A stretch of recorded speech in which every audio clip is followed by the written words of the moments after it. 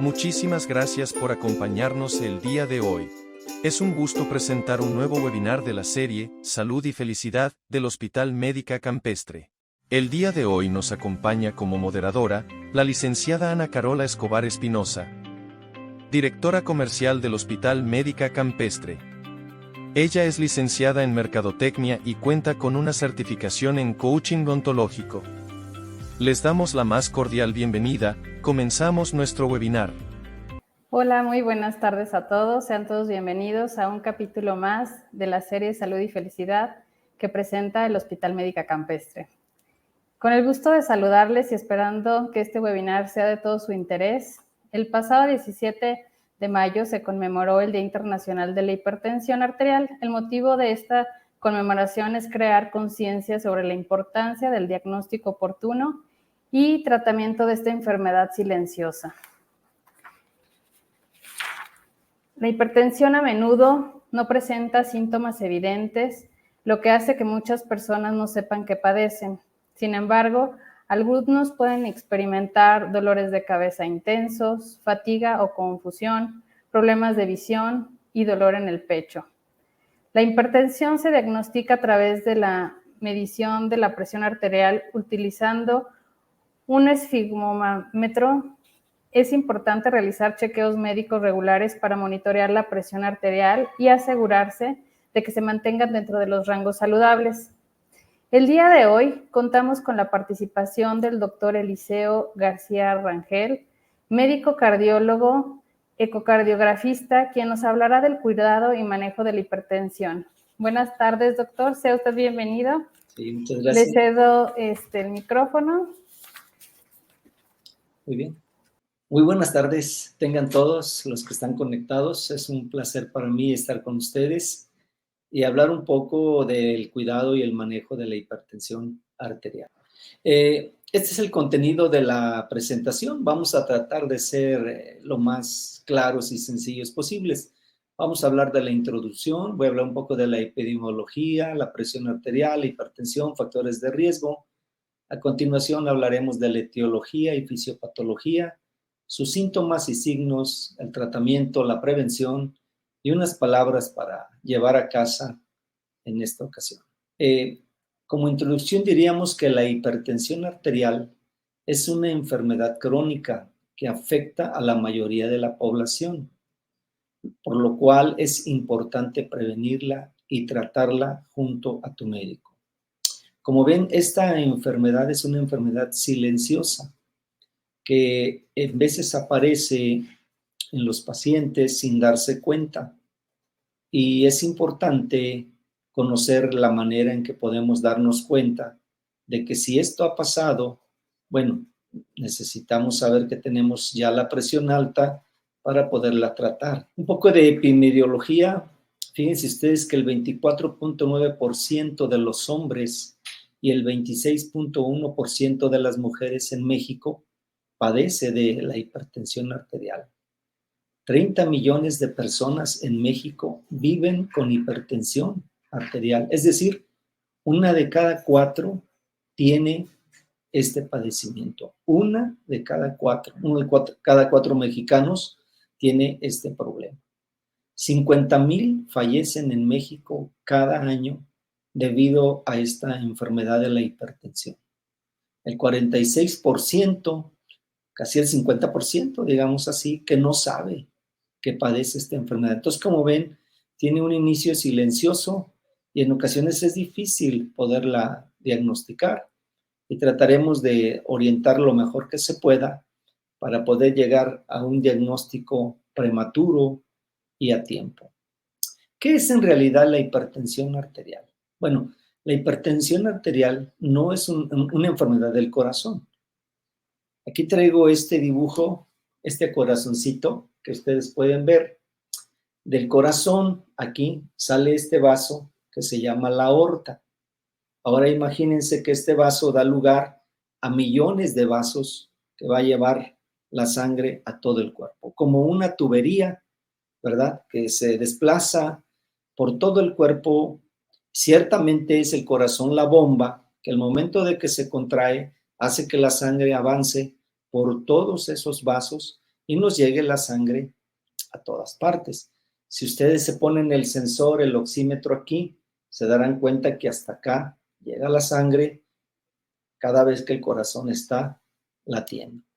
Entonces, el problema de la hipertensión no es una enfermedad del corazón, sino de todo ese sistema de vasos, que es lo que vamos ahora a tratar de explicar. ¿Qué le pasa a estos vasos que hacen que la persona entonces tenga la presión alta?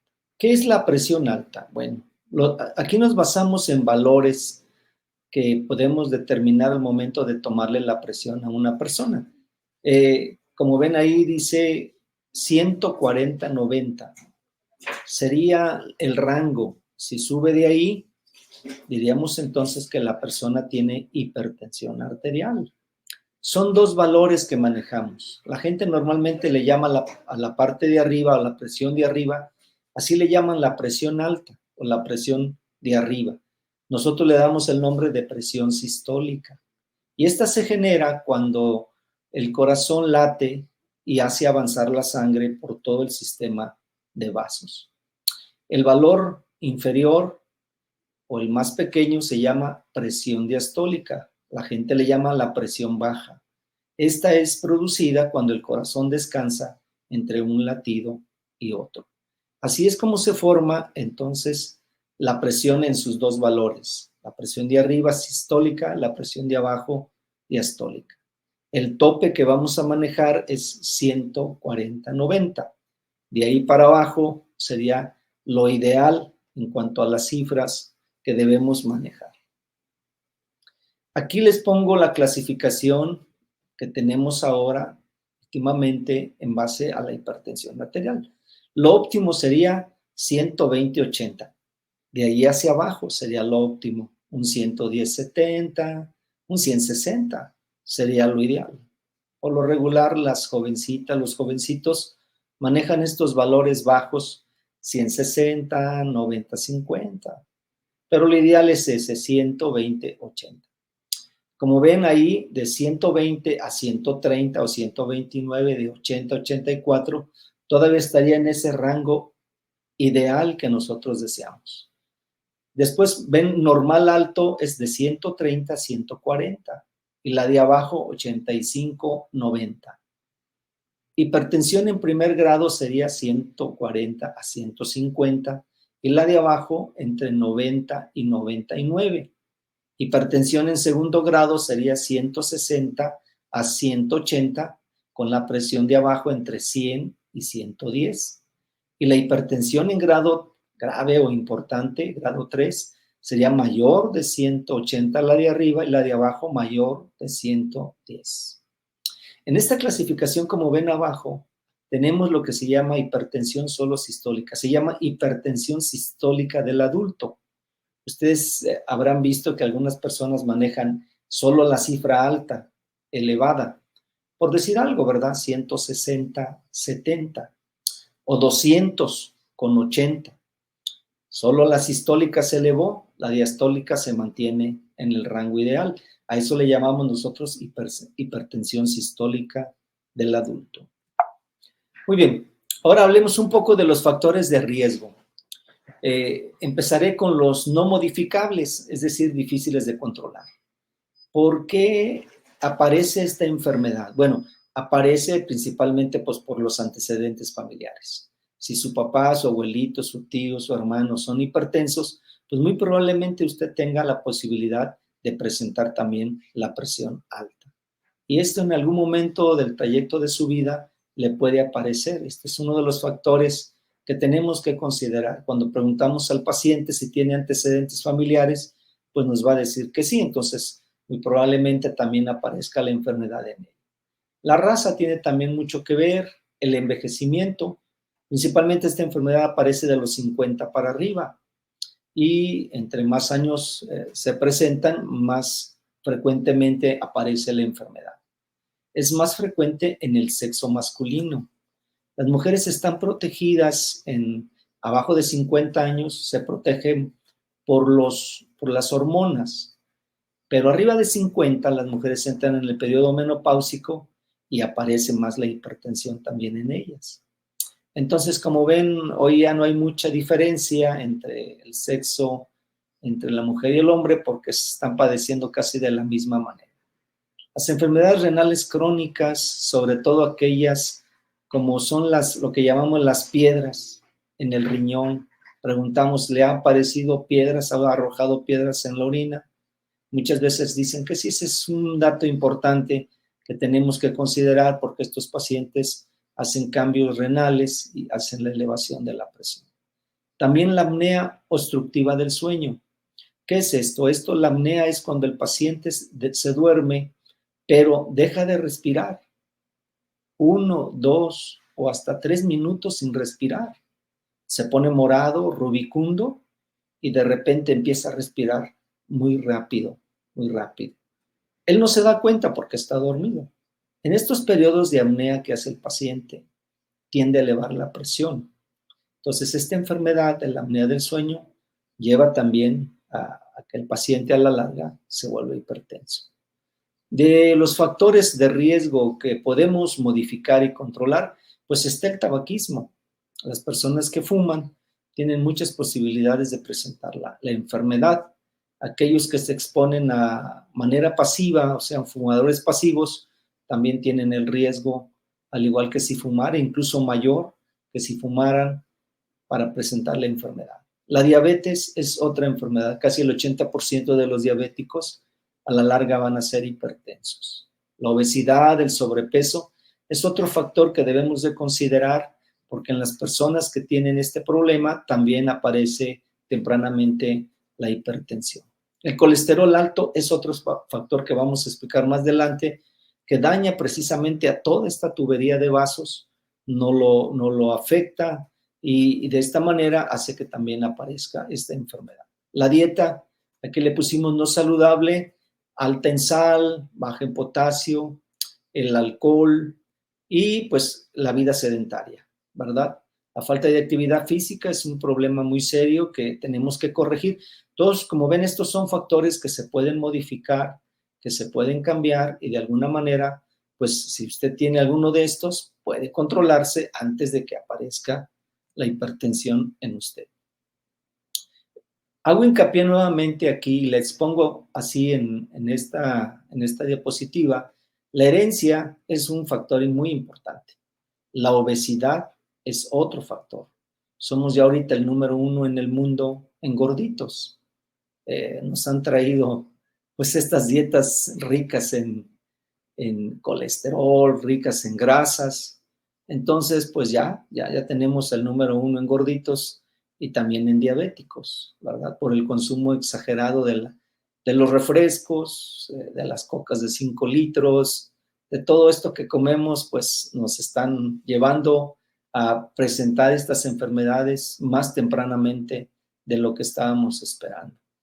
Colesterol alto es otras cosas importantes. Aquí pues nos han socorrido con los Kentuckys, los McDonald's, todo ese tipo de alimento que es una comida rápida, pues tiene un alto contenido en colesterol que puede dañar la tubería, todos los vasos, todo el sistema y hacer aparecer la hipertensión.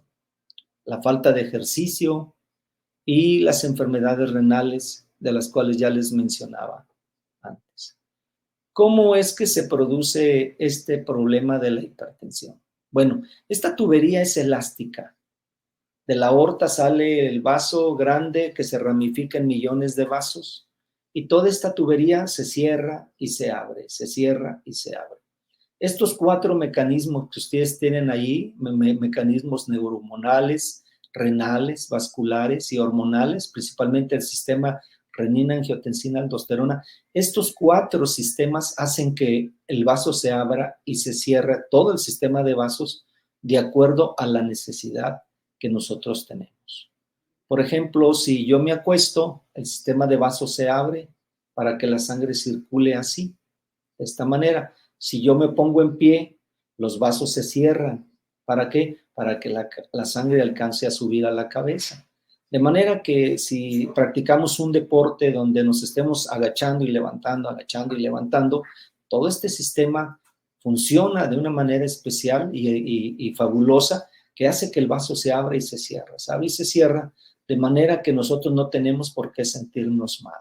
Si yo ahorita a uno de ustedes le digo, suba rápido las escaleras, rápido, rápido, entonces estos sistemas detectan que usted está haciendo un esfuerzo y hacen que el vaso se cierre, el corazón se acelere, la presión suba a medida que usted va subiendo. Si al final de la escalera yo le digo alto, estos sistemas ajustan inmediatamente este sistema de vasos, abriéndolo para que la presión baje, el latido baje, y usted no debe de sentir ningún síntoma.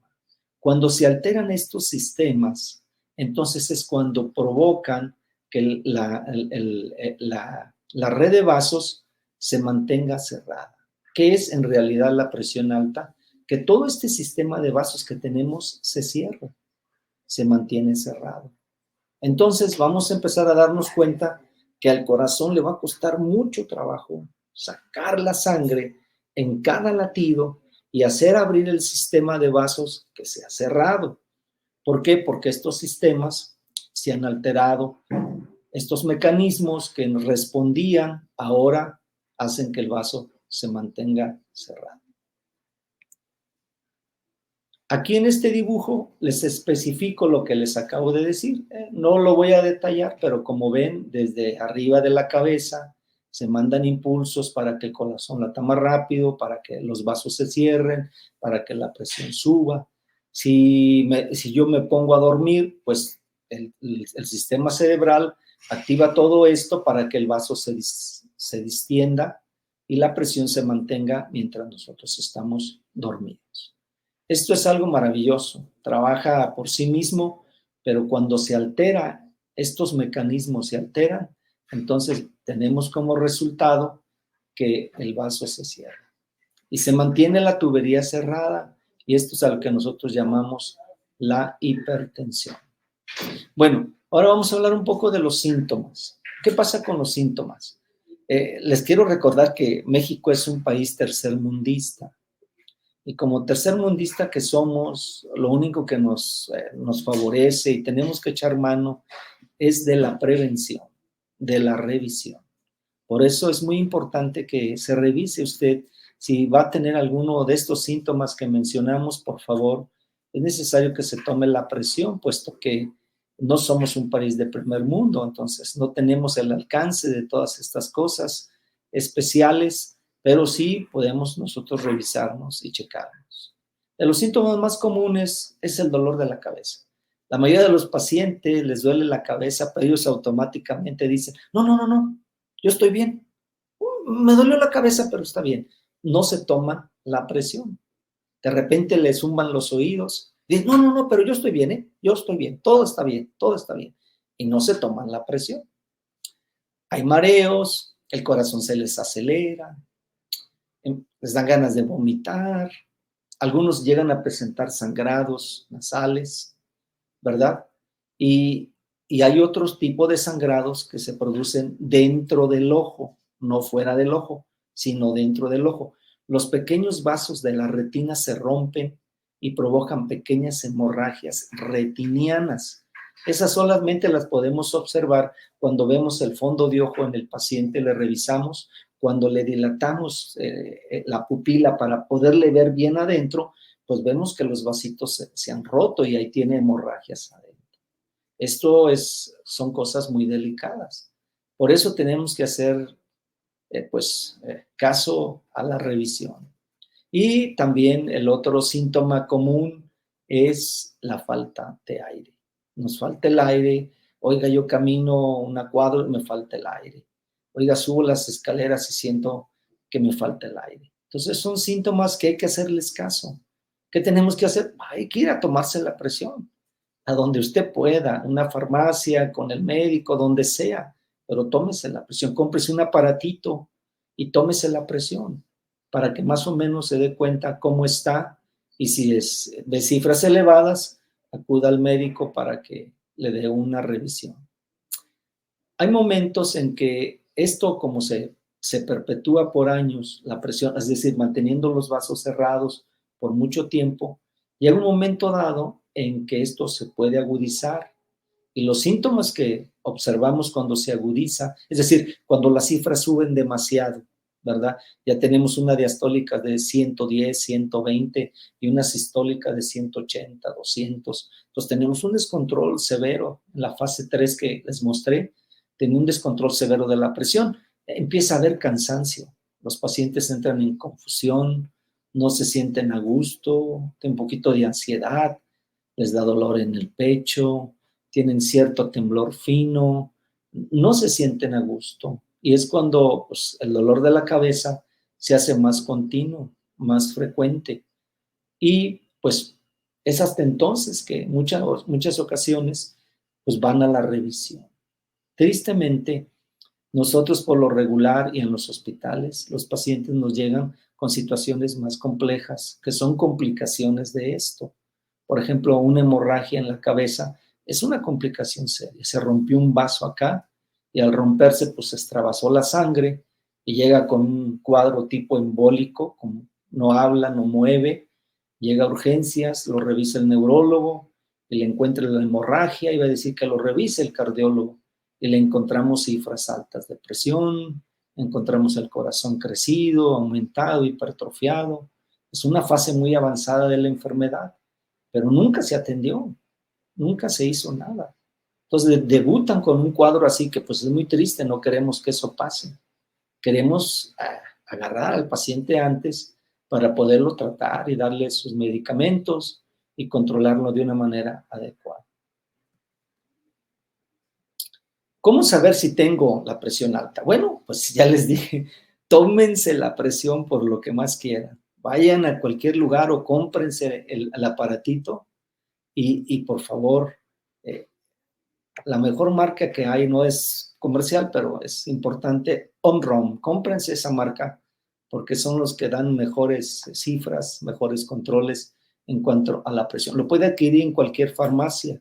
Téngalo a la mano para que usted se esté checando su presión, principalmente de brazalete. Los de muñequera no son tan adecuados, son un poquito más certeros los de brazalete para que se pueda estar tomando su presión. Y si tiene cifras elevadas, inmediatamente, por favor, acuda al médico, al cardiólogo, a quien sea, para que le revise y le diga la situación real, hacia dónde está, hacia cuánto ha avanzado esa enfermedad y dónde está usted y qué hay que hacer con usted.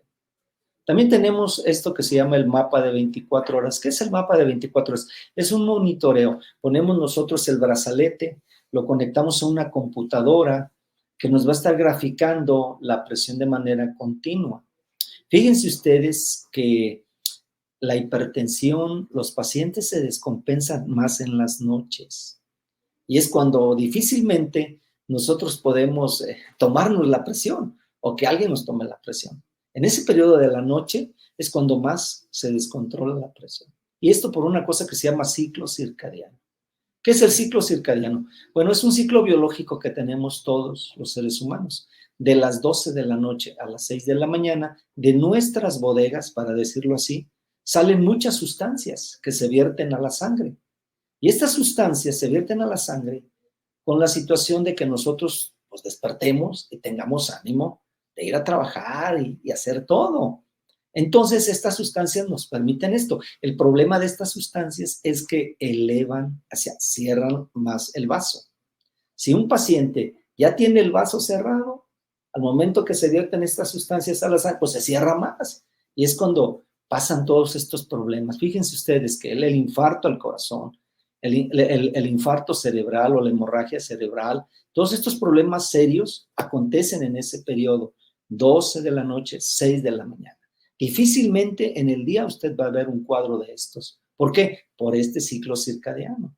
Entonces, pues, es un momento difícil para ver. Usted, la persona despierta y es cuando ella encuentra que no se puede mover, no puede hablar, y ya tiene un cuadro, ¿verdad? Así como lo conocemos. Le dio una embolia, se dice, porque no habla, no mueve, pero fue en ese periodo, el periodo difícil en el cual pues no nos podemos tomar la presión.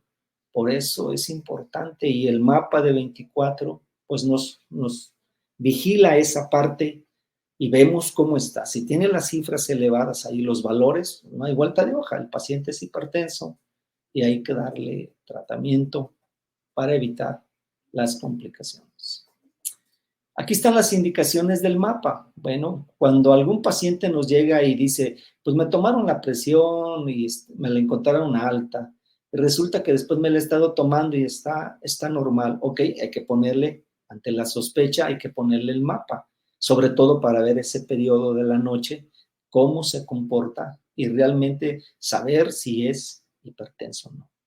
No podemos decirle a un paciente, usted ya es hipertenso con una sola toma de presión elevada. No, cuando menos deben de ser 3 tomas que se le hagan, ¿verdad? Incluso en diferente momento para, pues, tener la sospecha clara de que el paciente es hipertenso, diagnosticarlo como tal.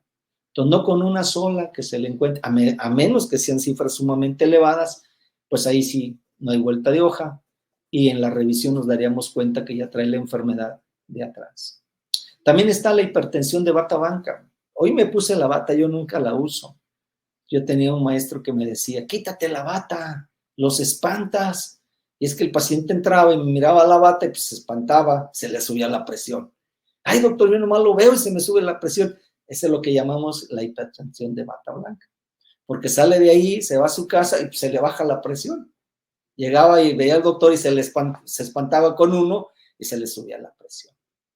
También podemos evaluar nosotros lo que le decía, la presión nocturna, el control de la presión también. Si yo ya le doy un tratamiento a un paciente y quiero ver si me está funcionando ese tratamiento, le pongo el mapa para ver si realmente está llevando las cifras a meta, está alcanzando la meta en los valores, sino para ajustarle y también ver en qué momento está presentando los picos para ajustar el tiempo, en qué momento del día tengo yo que acomodar mis medicamentos para poder controlar esos picos de presión que está haciendo. El tratamiento, vamos a hablar un poco del tratamiento. El tratamiento no médico, pues hay que cambiar los factores de riesgo. Si ya diagnosticamos un paciente hipertenso, le decimos fuma, sí, no, pues tiene que dejar de fumar.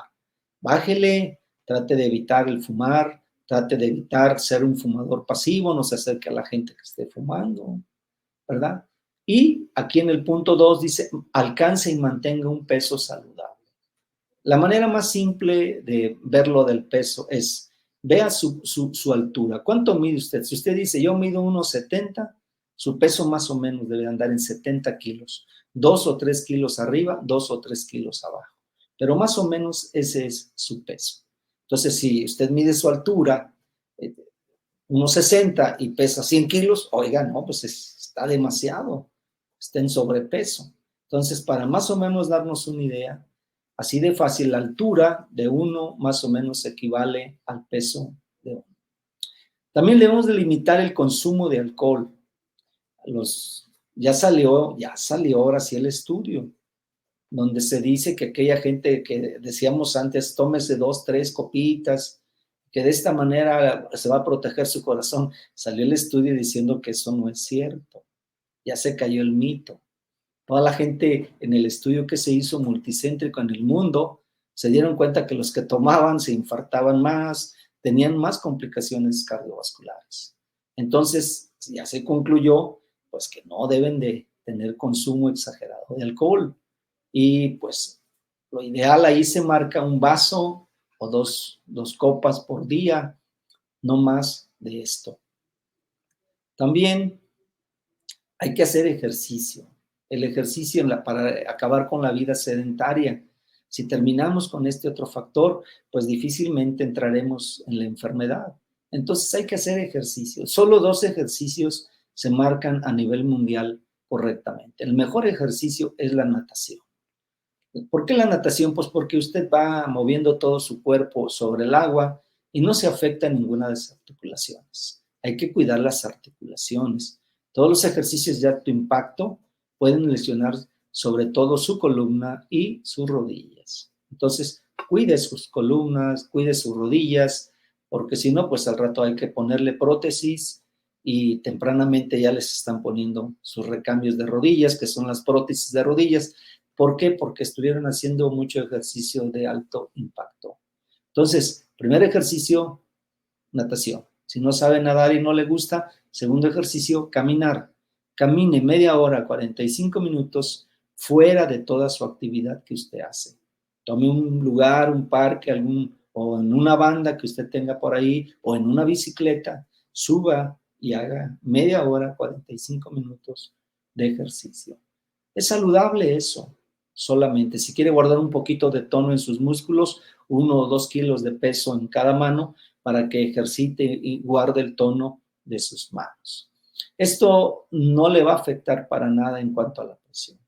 Por eso es muy importante. Nosotros, cuando valoramos el ejercicio, nosotros lo que hacemos, como ven aquí, les hacemos una prueba de esfuerzo primero.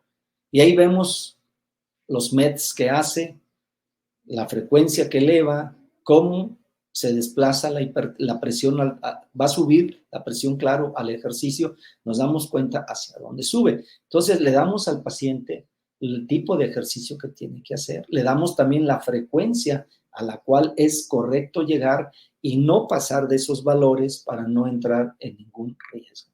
Como ven aquí, la baja intensidad es ideal y también la media intensidad. Entonces, entre la baja y la media tiene que estar nuestro ejercicio. Dejemos la alta para la gente que se dedica a correr o la gente que hace otro tipo de actividad. Dejemos eso. Pero nuestro umbral va a ser un umbral aeróbico en cuanto a nuestro ejercicio. La dieta, pues tenemos que bajar las grasas saturadas, las grasas trans, debemos comer mucha fruta, muchos vegetales, muchos granos integrales, muchos productos lácteos bajos en grasa.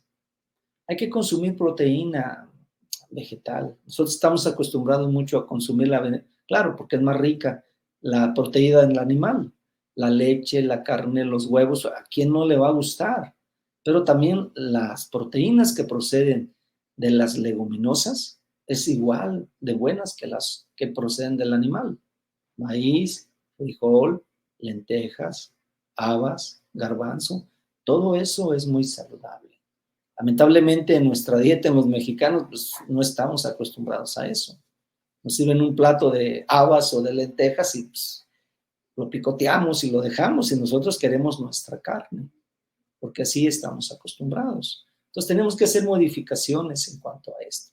También consumir menos cantidad de sal. Simplemente con el sazón que venga del alimento es suficiente. Ya no ponga más sal en el salero, en la mesa. Con eso es suficiente para que su alimento sea agradable y lo pueda consumir de una manera deliciosa. Ahora hablaré un poco del tratamiento médico. Como ven, pues han aparecido muchos medicamentos. Al principio aparecieron lo que nosotros nos llamábamos inhibidores de la ECA, ¿verdad? Enalapril, los priles, yo les digo, enalapril, lisinopril, captopril. Todos estos medicamentos fueron la primera línea que aparecieron para el tratamiento de la enfermedad. ¿Qué hacen todos estos medicamentos? Lo que van a hacer, pues, es abrir el sistema de vasos, que está cerrado, lo abren y al abrirlo, oiga, pues el corazón se lo va a agradecer porque no tiene ningún problema para estarse vaciando. Eso es muy importante. Y de esta manera protege usted al corazón. Porque si el vaso se mantiene cerrado, el corazón hace un esfuerzo. Yo aquí traje mi corazoncito para mostrarles que adentro, el corazón, como ven, es puro músculo. Es puro músculo, es un músculo muy fuerte. Entonces, si el corazón está sometido en un esfuerzo para abrir todo el sistema de vasos, en cada latido, el corazón hace que sus paredes se vuelvan gordas, se hipertrofien. Entonces tenemos un corazón con paredes muy gorditas. Y cuando nosotros les tomamos un electro, o los escuchamos, o les tomamos un ecocardiograma, nos damos cuenta que ya las paredes están hipertróficas, que sí que la enfermedad ya está avanzada y que tenemos que ser más agresivos en el manejo de los medicamentos. La siguiente línea que aparecieron fueron los TANes, los sartanes, que son los bloqueadores de la angiotensina 2. Todos los TANes, valsartán, irbesartán, fimersartán, todos los TANes que usted conoce o ha oído por ahí, es la siguiente línea de medicamentos que tenemos para el manejo de la presión. También tenemos los calcioantagonistas, amlodipino, nifedipino, brapamilo, felodipino, decardipino. Todos estos medicamentos tienen la misma acción, dilatar y abrir el sistema de vasos para que la sangre fluya y el riesgo de algún problema disminuya al bajar las cifras de la presión arterial. También tenemos los beta bloqueadores, los diuréticos. Los diuréticos también aparecieron la hidroclorotiazida, la furosemide, la espironolactona, y hay algunos más. También tenemos los beta bloqueadores, atenolol, metoprolol, propranolol, bisoprolol. Todos estos nuevos que han aparecido ahora también tienen un efecto sobre el manejo de la presión. Y en casos más severos, pues utilizamos los alfa receptores, que son el prazosin, el terazosin, el doxozacin.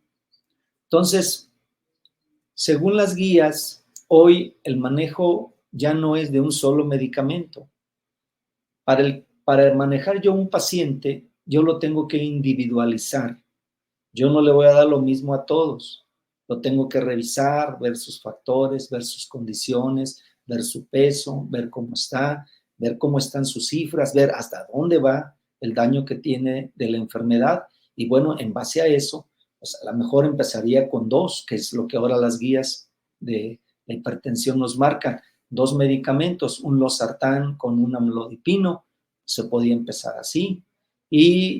O un captopril con un amlodipino o nifedipino. Si el paciente tiene retención de líquidos, yo agregaría entonces un diurético, como ven ahí, al manejo del cuadro, si el paciente tiende a tener retención de volumen. Si veo que el paciente tiene retención, pero no maneja cifras muy altas, bueno, puedo utilizar un captopril con un diurético o un losartán con un hidroclorotiazida, por ejemplo. Cada caso se debe de individualizar. Estos medicamentos no se pueden dar así generalizados porque tenemos que ser precavidos y ajustar lo mejor que se pueda a cada caso. Hay que revisarlo, censurar bien cómo está y darle el mejor tratamiento para que el paciente se sienta lo mejor posible. ¿Qué pasa si no me controlo la presión? ¿Qué pasa si yo ya sé que tengo la presión alta, pero digo, no, todo está bien? Aunque me hayan dicho que la presión la tengo muy elevada, yo me siento bien y todo está bien. ¿Qué va a pasar? Bueno, que se puede complicar. Como esta es una enfermedad sistémica porque los vasos llegan a todos los órganos del cuerpo, pues en todos lados afecta. Afecta al mismo corazón en sus arterias coronarias y esto nos puede llevar a producir un infarto. Pueden también provocarnos que el corazoncito se ensanche. Primero el corazoncito se pone gordo en sus paredes y la siguiente etapa, después de que se pone gordo, se empieza a dilatar y se empieza a hacer un corazón grande. Muchas ocasiones los pacientes tienen la presión alta y por alguna razón le toman una placa porque trae tos, porque trae algún otro síntoma y se sorprenden, oiga, tiene un corazonzote. Pues, ¿por qué? Porque la enfermedad ha avanzado tanto que ya pasó de la gordito, de la hipertrofia, y ahora ya se dilató el corazón. Va en una fase avanzada, eso se llama ensanchamiento o crecimiento del corazón. Es una cardiomegalia, si le decimos el término médico, al corazón grandote. En la placa se ve un corazonzote, decimos, oiga, usted ya tiene muchos años padeciendo la enfermedad. No, yo me siento bien. ¿Se ha tomado? Sí, pero me dicen, pero yo me siento bien. No hay que estar jugando con estas cosas. Estas cosas son muy serias y necesitamos atendernos. Recuerden, solo la prevención nos puede ayudar. Somos un país de tercer mundo y tenemos que revisarnos. Tenemos por educación que aprender a tener nuestras revisiones. Puede provocar que el corazón, después de que se ensanche y se dilate, caiga en falla, que ya después no tenga la suficiente fuerza para bombear la sangre y el paciente se va a hinchar. Todas las piernas se hincha todo el abdomen y se empieza a llenar de agua hasta los pulmones y el paciente se va a estar ahogando. Esa es una falla cardíaca y hay que internarlo para tratar de manejar el volumen, va a necesitar oxígeno. Ya el cuadro va muy avanzado, la enfermedad va muy avanzada y pues la expectativa de vida pues es corta. ¿Por qué? Porque ya pasó mucho tramo de la enfermedad y no la pudimos detener al inicio porque pues no se quiso tratar. El otro problema que es serio, que ya les mencioné, es la hemorragia cerebral. Estas cosas no queremos que suceda porque le cambia la vida al paciente. Imagínense un problema en la cabeza, hay que abrirle la cabeza, sacarle la sangre, ya le cambió la vida. Le van a quedar secuelas. Muchas veces las secuelas son pues muy serias. El paciente no habla, no se mueve de un lado, no se puede valer por sí mismo. Y luego se convierte en una carga para la familia, que baña, lo que cambia, lo que dale de comer, y es una situación complicada. Y esto lo hemos llegado a ver también en personas pues jóvenes, que no queremos que esto pase. Por eso insisto, hago mucho hincapié en que se tomen la presión, y si encuentran cifras elevadas, por favor, acudan para que los atiendan. También está lo que se llama la disección de la aorta. Como ven, aquí está el corazón, esta es la aorta. Este es un vaso fuerte y aguanta la fuerza que el corazón ejerce para sacarla, pero en algunos casos se puede disecar, se puede partir ese vaso. Y se parte desde arriba, se parte todo hasta abajo. Y cuando esto pasa, créanme, hay muy pocas posibilidades de que el paciente sobreviva. Una disección de aorta, hemos visto disección desde arriba que se diseca hasta abajo, hasta las ilíacas, o sea, se partió todo, o sea, no hay manera de poder remediar esta situación, y es por años que el paciente tuvo la presión pues alta o maltratada, no estuvo bien controlada y terminó por disecarse, por partirse la aorta. Tenemos las arritmias. Muy bien. Lo importante, el apego al tratamiento. Tome sus medicamentos como le indique su médico. Cambie el estilo de su vida y ajuste, sepa bien los valores que va a manejar para que los mantenga dentro de él. ¿Cómo debemos prevenirlo? Pues ya hablamos de los factores que tenemos que quitar y que mejorar. Bueno, aquí la prevención. Aquí este diapositivo es importante. Una revisión anual a partir de los 18 años. Realícese una revisión anual de la presión arterial con todos lo que se tenga que hacer, exámenes de sangre, laboratorio, glucosa, cuando menos cada año, para saber más o menos cómo está la situación real de usted. La prevención, la detección y el apego al tratamiento, la vida saludable y los exámenes frecuentes son la clave para controlar los niveles de presión. Bueno, le concluyo, es muy importante que el paciente se tome la presión de manera frecuente. La prevención es la parte importante de esta enfermedad y el apego al tratamiento es la parte más importante para que llevemos un buen control de la enfermedad. Bueno, muchas gracias y estoy atento a las preguntas. Muchas gracias, doctor, por su presentación muy clara y bueno, pues un tema de mucho interés para una gran comunidad de la población. Y bueno, siguiendo con la programación, vamos a entrar a las preguntas de los asistentes al webinar. Nos pregunta José, ¿el citrato de magnesio ayuda al control de la hipertensión? Bueno, estos medicamentos no tienen mucho efecto sobre la presión. No, los medicamentos que ya les señalamos, los que ya conocemos bien, son los que nos controlan bien la enfermedad. Entonces, si lo quiere tomar, lo puede tomar, pero no tiene mucho efecto sobre el control. De acuerdo. María nos pregunta, ¿es posible que la presión alta se desarrolle a partir de un tiempo de presión con cuidado y muerte de un familiar?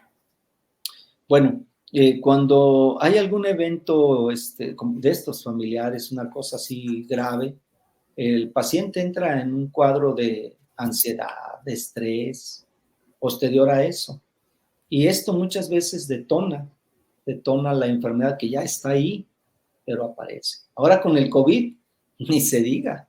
Todos los que eran hipertensos, que no se sabían hipertensos, afloraron y se quedaron hipertensos ya. Ok. Otra pregunta. Marisol nos pregunta, ¿en casa puedo realizar estas mediciones de presión o tengo que ir a algún lado para la prueba de 24 horas? Bueno, las mediciones se las deben de hacer en casa. Pueden tomar una libretita y apuntar tal día, tal hora, tal presión. Se la pueden tomar un día en la mañana, un día al mediodía, un día en la tarde, o se la pueden tomar cuando les aparezca algún síntoma que no tienen. Por ejemplo, si están bien y de repente les está doliendo la cabeza, bueno, tómense la presión.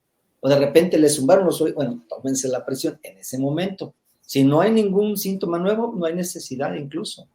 Pero si aparece el síntoma, hay que tomarla y apuntarlo, tal día, tal hora, tal presión. Y de esa manera llevar más o menos una libretita en el control, cómo se ha estado comportando la presión. De acuerdo, doctor. Nos preguntan también que si los medicamentos para el control de la presión generan dependencia. No, no generan dependencia. Lo que hacen su función, abrir el sistema. Abren el vaso y mantienen el vaso abierto. Ojalá crearan dependencia para que el paciente no se lo dejara de tomar y tuviéramos el vaso siempre abierto y las cifras en control, pero no hacen dependencia. De acuerdo. Y también nos pregunta Jaime, si tiene problema de varices en una persona con hipertensa, ¿significa esta condición un mayor riesgo para el paciente? Bueno, en la enfermedad, acuérdense que el problema de la hipertensión es de las arterias. Como les dije, de la aorta, que es el vaso grande, sale y se derrama, son las arterias. El problema venoso es que la sangre llega hasta el final y regresa por las venas. Entonces, el problema de las venas es un problema diferente, que no tienen mucho que ver con la cuestión de la presión, pero el paciente puede ser hipertenso y tener problema de las venas. Entonces, hay que tratar la hipertensión y hay que tratarle también el problema de las venas. Que las venas, la afección potencialice más la enfermedad, no es tanto. Lo que sí hay que cuidar en las venas son que se formen trombos. Se puede trombosar la vena. Se forma un coágulo y se puede ir, y el lugar, lo último donde paran es en el pulmón, y son cosas también pues, muy severas, muy, muy graves. Es una tromboembolia pulmonar, es una cosa grave. Entonces también tienen que poner atención a las venas, ir con el angiólogo para que le revise. Claro. Jaime nos pregunta si la medición afecta si es antes o después de alguna comida. Bueno, sí, eso sí tiene que ver. Cuando se toma la presión antes de comer, va a estar más baja. Si la toma después, va a subir un poquito por el flujo. ¿Qué pasa? Como le dije, son vasos que se abren y se cierran. Cuando nosotros comemos, pues gran parte de la sangre del cuerpo se tiene que ir a los intestinos. ¿Para qué? Pues para absorber todo lo que estamos comiendo. Entonces, se concentra más la sangre ahí y tiende a elevar un poquito la presión. También por eso uno le dice a las personas, después de que coma, no haga ejercicio. ¿Por qué? Pues porque también los músculos al hacer ejercicio después de comer demandan sangre y pues ya se le enviamos todo al estómago o a los intestinos pues para la absorción. Entonces también el músculo requiere, pues le va a robar la sangre acá y pues se puede marear, se puede sentir mal. Los que nadan pues hasta se pueden ahogar. Otra pregunta, doctor. ¿Un niño puede ser hipertenso y los valores son los mismos que en un adulto? Sí. Bueno, los niños, es que es otro apartado, ¿verdad? Los niños, hay que tener mucho en consideración dos cosas. Primero, que sean prematuros. Se sabe por los estudios que los niños prematuros pueden ser hipertensos, así de pequeños. El otro factor importante es la obesidad. Hay que considerar los niños gorditos, que también pueden tener la presión elevada. No se ha consensado bien las cifras para decir cuáles son los valores en los cuales podemos decir un niño ya es hipertenso. Estas cifras todavía varían un poco y lo que uno les recomienda, ya hay la especialidad de cardiología pediátrica, para que vayan con ellos, porque ellos son los que tienen ya también los brazaletes chiquitos para podérselos tomar. Nosotros en adulto pues tenemos brazaletes grandes que no les podemos tomar correctamente la presión a los niños, pero los cardiólogos pediatras sí tienen esos brazaletes más pequeños y van a manejar ellos los valores ideales para decir si un niño ya es hipertenso o no lo es. Ok. Nuevamente Jaime con otra pregunta. ¿Una persona hipertensa tiene limitación para viajar en un avión o bien visitar un lugar ubicado en un lugar con mucha altura, por ejemplo Machu Picchu, y aprovecha para darle las gracias y felicitarlo por su interesante plática? Bueno, sí puede viajar. No pasa nada en el avión, porque ustedes entran y mantienen la presión de adentro, de manera que a ustedes, aunque el avión suba, herméticamente adentro del avión no cambia la presión de nosotros. Todo el problema es cuando baje el avión allá, depende a qué altura baja. Donde baje y abra la puerta y salga usted, ahí sí va a tener el cambio en la presión. Ahora, entre más suba, pues más le va a subir la presión. Si va a Machu Picchu y sube Cusco, creo que está muy alto, no, pues allá se le va a atacar y le va a faltar el aire. Ok, de acuerdo. Entonces, esas cosas las tienen que considerar, pero no pasa nada al viajar en el avión. De acuerdo, doctor. Sandra nos pregunta cómo diferenciar los síntomas de esta enfermedad a comparación de la ansiedad. Bueno, los síntomas de la ansiedad, por lo regular, ¿qué encontramos en la ansiedad? Bueno, empezamos a ver que puede empezar con algún síntoma.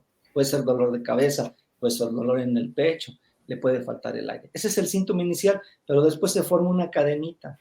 Se ponen ansiosos, desesperados, y se empiezan a aparecer otra serie de síntomas alrededor de este síndrome que se llama síndrome ansioso o de ansiedad. Entonces, pues, podemos darse cuenta a la persona pues, que está ansiosa, está desesperada. Y es natural que a lo mejor ahí le encontremos un poquito elevada la presión, pero es por la ansiedad. No tanto porque la presión al subirse le provoque todo eso. Ok, doctor. Heriberto nos dice, las personas que padecemos hipertensión, ¿cuántas veces es necesario tomar la presión al día? Bueno, si tú te sientes bien, estás tomando bien tu medicina como te lo indicaron, yo les digo a los pacientes, tómese una vez en la mañana, una vez otro día al mediodía y otro día en la noche, si usted está bien controlado o cuando le aparezca algún síntoma. Cuando le aparezca algún síntoma, tómelo en ese momento la presión, porque luego se enajenan. Siento necesito, al rato de cualquier cosa se están tomando la presión y no. Eso no es saludable tampoco. Entonces tenemos que ser cuidadosos. Yo normalmente les digo, no se tomen la presión, tómese la medicina como se le indico y es suficiente. Si aparece un síntoma, tómese la presión. Si no, no se la tome. Para evitar esto, porque si no, es complicado estar tomando la presión cada rato. Sí. Doctor, otra pregunta más, la penúltima ya. ¿La aspirina es recomendable en la hipertensión? Bueno, la aspirina no entra dentro del manejo de la hipertensión como tal. Nosotros la dejamos en aquellos pacientes que tienen otros factores o otras enfermedades, como la diabetes, la hipertensión y la diabetes, como la hipertensión y el colesterol elevado. Entonces, en esos casos, y ya valorando cada caso en particular, si se justifica darle la aspirina, se la damos. Pero no por la misma hipertensión, sino por la asociación de enfermedades que tiene para proteger. De acuerdo, doctor. Y la última pregunta nos la hace Norma. Tenía un trabajo muy demandante, tuve una vez 150 de presión, a partir de ahí me medicaron enalapril, dejé este trabajo algo más relajado y me tomo la presión a diario. Desde entonces manejo 130 normalmente. ¿Debo de seguir tomando este medicamento? No, pues yo creo que estaba muy estresada. El estrés le hizo es lo que le digo, la ansiedad ya está ahí. Bueno, entonces cambia de estatus, ya está en trabajo más relajado, más tranquilo, sus cifras bajan, pues ya no hay necesidad de tomarla. Además, estos priles tienen un efecto muy corto, normalmente de 4 horas. O sea, yo tomo un captopril o un enalapril y tengo protección solo ese horario. Cuando menos, entonces, para tener control bien, pues tengo que tomar 3 tabletas diarias. Ok. Muy bien, doctor. Pues con estas preguntas terminamos esta sesión de preguntas. Muchas gracias. A nombre del Hospital Médica Campestre, le haremos ahí llegar a través de Pablo, que está con usted, el presente reconocimiento por su valiosa participación en el webinar del día de hoy. Y bueno, pues aprovecho también para preguntarle, ¿dónde lo pueden contactar, doctor? Estoy en la Torre 2, aquí de la Médica Campestre, el consultorio número 1. Torre 2, consultorio número 1. Y en la última diapositiva ahí había puesto ahí está. Torre 2, consultorio 1, ese es mi correo y es mi teléfono. En mi teléfono tengo chat, Cualquier duda yo les comento, yo les apoyo, yo les ayudo, yo les oriento sin costo pues, Sí. para ayudarles, Ay, porque doctor. lo que deseamos es que haya un buen control en esto. Qué bueno que puedan encontrar en usted un médico muy accesible. Pues le agradezco mucho, agradecemos también a todos los que están conectados por su valiosa participación y les recordamos que en el apartado de folletos se encuentra en la parte superior derecha, podrán descargar la revista Salud y Felicidad, además podrán compartirla con sus contactos a través de redes sociales y ahí mismo podrán encontrar la presentación que nos dio el doctor hoy amablemente a lo largo del webinar.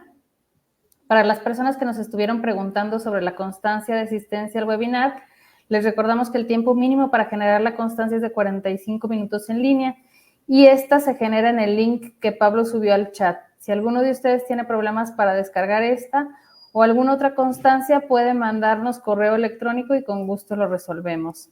Y bueno, ya para finalizar, quiero invitarlos a nuestro próximo webinar, el cual estaremos transmitiendo el próximo 30 de mayo con la doctora Cintia García Vargas con el tema pérdida de la musculatura en el anciano. Y los esperamos en el próximo webinar. Que tengan una excelente noche. Muchas gracias, doctor. Gracias, Pablo, por tu apoyo y gracias a todos los que nos acompañan. Que tengan una excelente noche.